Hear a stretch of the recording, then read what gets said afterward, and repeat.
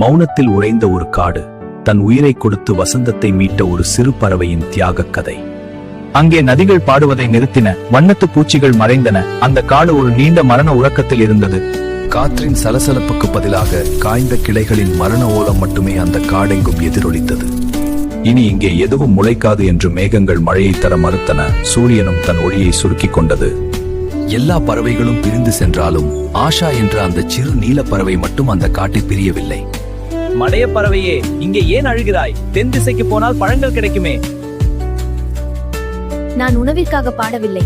இந்த காட்டின் இதயம் துடிப்பதை நிறுத்திக் கொண்டது. நான் பாடாவிட்டால் அது இறந்துவிடும்.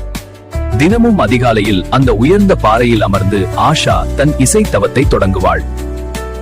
அவளது முதல் ராகம் மண்ணுக்கு அடியில் உறங்கும் வேர்களுக்கானது. உயிர் தெழுங்கள் என்று அந்த இசை கெஞ்சியது. இரண்டாம் ராகம் வானத்தை பார்த்தது. உன் கருணை கண்களை திறந்து மழையை தாராளமாக வழங்கென்று பாடியது. நாட்கள் வாரங்களாயின.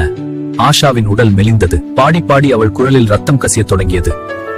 தன் வாழ்வின் கடைசி தருணம் இதுவென உணர்ந்த அந்த பறவை தன் முழு ஜீவனையும் ஒரு பாடலாக மாற்றியது. அதுவரை அந்த பூமி கேட்காத ஒரு தெய்வீக இசை அது. அது நம்பிக்கையின் வெப்பத்தை அந்த காற்றிற்கு தந்தது. பாடி முடித்த அதே நொடியில் ஆஷாவின் இதயம் நின்றது. அவள் அந்த பாறையிலேயே நிரந்தரமாக சாய்ந்தாள். மறுநாள் விடியல், ஆஷா விழுந்த இடத்திற்கு அருகே மண்ணை பிளந்து கொண்டு ஒரு பச்சை தளிர் வெளியே வந்தது. பல ஆண்டுகளுக்கு பிறகு முதல் மழைத்துளி விழுந்தது.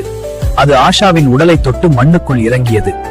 காய்ந்த மரங்களில் இலைகள் துளிர்த்தன, ஓடைகளில் நீர் ஓடியது.